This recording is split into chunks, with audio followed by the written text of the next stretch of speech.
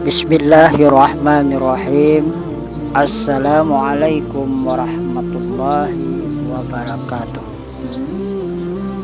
Innal hamdalillah nahmaduhu wa nasta'inuhu wa nastaghfiruh wa na'udzu billahi min syururi anfusina wa min sayyiati a'malina.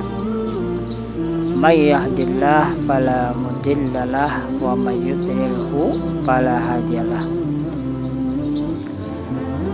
Sahabat Ardianja Channel dimanapun Anda berada, alhamdulillah pada kesempatan kali ini kembali kita akan membagikan sebuah video, yaitu tentang kisah salah seorang nabi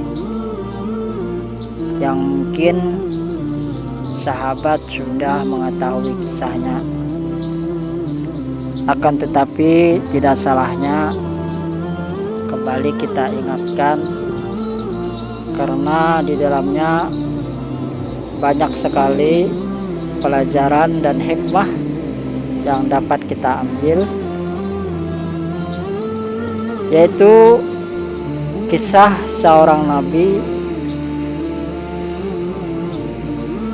yang ditelan oleh ikan paus atau ikan nun. Siapa lagi kalau bukan Nabiullah Yunus alaihi salam. Nabi Yunus alaihi salam pernah ditelan di dalam perut ikan paus. Kisah Nabi Yunus ini pun diabadikan oleh Allah Subhanahu wa taala di dalam Al-Qur'an, dalam surah Yunus dan surah Al-Anbiya. Ada banyak hikmah yang bisa diperoleh dari kisah Nabi Yunus ini, terutama mengenai kesabaran dan keimanan.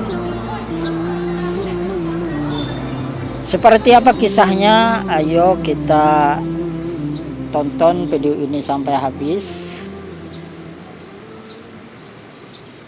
Pada zaman dahulu, Nabi Yunus itu diutus oleh Allah Subhanahu wa taala untuk memperingatkan kepada kaumnya agar beriman kepada Allah dan meninggalkan sesembahan mereka, yaitu menyembah berhala. Namun kaumnya menolak ajakan Nabi Yunus dan malah memilih untuk menyembah berhala serta sesat dalam kekafiran mereka. Bahkan mereka mengolok-olok Nabi Yunus. Nabi Yunus pun marah kepada kaumnya karena tidak mau menerima petunjuk dari Allah. Berhari-hari, berbulan-bulan, bertahun-tahun Nabi Yunus berdakwah kepada kaumnya. Apa yang diterima oleh kaumnya malah mereka tidak menerima sama sekali. Hanya sedikit dari kaumnya yang beriman kepada Nabi Yunus. Maka Allah Subhanahu wa taala menurunkan wahyu kepada Nabi Yunus untuk disampaikan kepada kaumnya bahwa Allah akan memberikan azab kepada mereka atas keingkaran mereka. Setelah menyampaikan wahyu itu, Nabi Yunus pun bergegas pergi dari daerah tersebut. Mengetahui kepergian Nabi Yunus, kaumnya pun meyakini bahwa Nabi Yunus pun merupakan utusan Allah. Kaumnya merasa bahwa Nabi Yunus itu benar. Mungkin dia pergi adalah menghindari dari azab dari Allah Subhanahu wa taala. Setelah mereka menyadari, kaum Nabi Yunus pun bertaubat dan menyesali perbuatannya karena telah mengabaikan daripada seruan Nabi Yunus. Melihat hal itu, Allah Subhanahu wa taala menghilangkan azab dari mereka. Dan Allah tidak jadi mengazab kaum Nabi Yunus dan memberikan kepada mereka kenikmatan dan kesenangan dunia.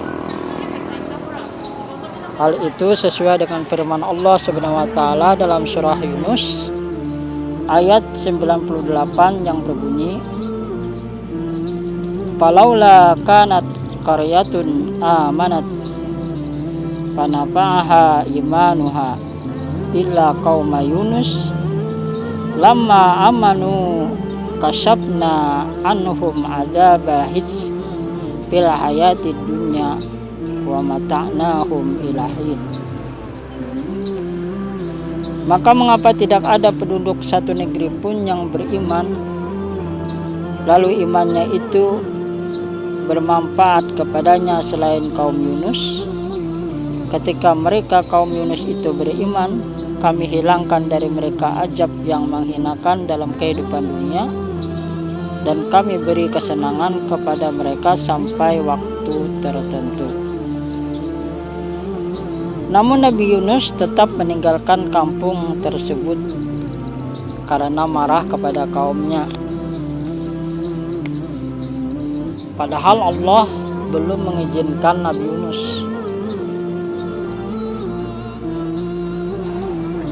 Ketika beliau menghampiri lautan di pinggir laut, maka beliau menaiki kapal. Sayangnya cuaca pada waktu itu tidak bersahabat sehingga membuat kapal tenggelam, oleng, hampir tenggelam, membuat semua di atas kapal merasa was-was. Dan maka atas keputusan bersama, semua barang yang berat dibuang ke laut untuk meringankan kapal, karena penumpang banyak yang takut kalau kapal itu tenggelam. Namun masih dibutuhkan satu orang yang dibuang ke laut, maka dibuatlah undian. Ternyata undian itu jatuh kepada Nabi Yunus. Semua orang tak menginginkan Nabi Yunus untuk dibuang ke laut, maka diulanginya lagi undian itu. Tapi hasilnya tetap sama, sehingga Nabi Yunus pun melemparkan dirinya ke laut.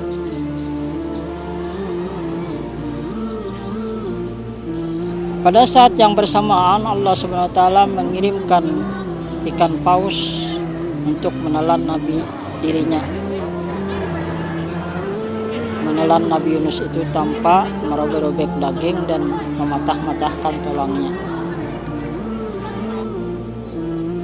Di dalam perut ikan paus, Nabi Yunus pun berdoa dan memohon ampun kepada Allah,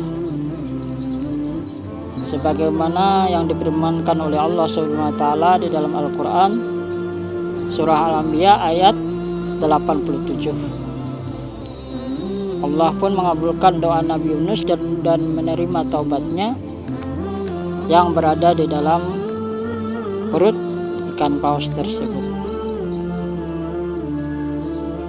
Wa izannuni ija jahaba maghadiban fajanna allan taqdira alaihi fanada fi dzulumat alla ilaha illa anta subhanaka inni kuntu minaz zalimin. Dan ingatlah kisah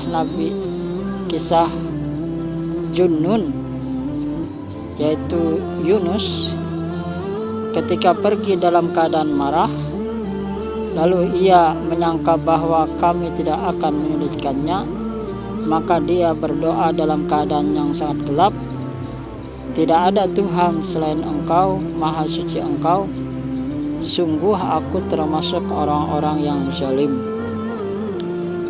Dengan kesabarannya, Nabi Yunus selama di dalam perut ikan paus itu diselamatkan oleh Allah, diberikan nikmat perutnya merasa kenyang dan tidak kelaparan dan bisa bernapas. Itulah karena keajaiban tasbih yang dibaca oleh Nabi Yunus itu tadi, sehingga dikenal dengan tasbih Nabi Yunus. Itulah keajaiban tasbih sesuai dengan yang disampaikan Allah Subhanahu wa taala dalam Al-Qur'an. Jika seandainya Nabi Yunus tidak bertasbih dan tidak berzikir di dalam perut di dalam perut ikan paus itu tadi, maka akan selamanya Nabi Yunus itu di dalam perut itu sampai hari kiamat. Sebagaimana dalam surah As-Sabat ayat 143 sampai 144, yang artinya, maka sekiranya dia tidak termasuk orang yang banyak berzikir atau bertasbih kepada Allah, niscaya dia akan tetap tinggal di perut ikan itu sampai hari kebangkitan. Nah, jadi tasbih Nabi Yunus ini sangat baik kita amalkan pada saat kita dalam keadaan genting. Nah, misalnya dalam permasalahan, apakah itu permasalahan masalah utang ataupun permasalahan keluarga, permasalahan karir, permasalahan apa saja yang ada kita hadapi, kesulitan-kesulitan, maka perbanyaklah amalan, yaitu tasbih Nabi Yunus ini, yaitu la ilaha illa anta subhanaka inni kuntu minaz zalimin. Sebanyak-banyaknya membaca setiap selesai sholat 5 waktu dan di waktu-waktu yang kita dapat membacanya, maka insya Allah dengan iktibar kepada Nabi Yunus, segala kesulitan apapun akan dihilangkan oleh Allah Subhanahu wa taala. Amin ya rabbal alamin. Wallahu a'lam bishawab. Mohon maaf atas segala kesalahan. Wallahu muwaffiq ila aqwamit thariq. Wassalamualaikum warahmatullahi wabarakatuh.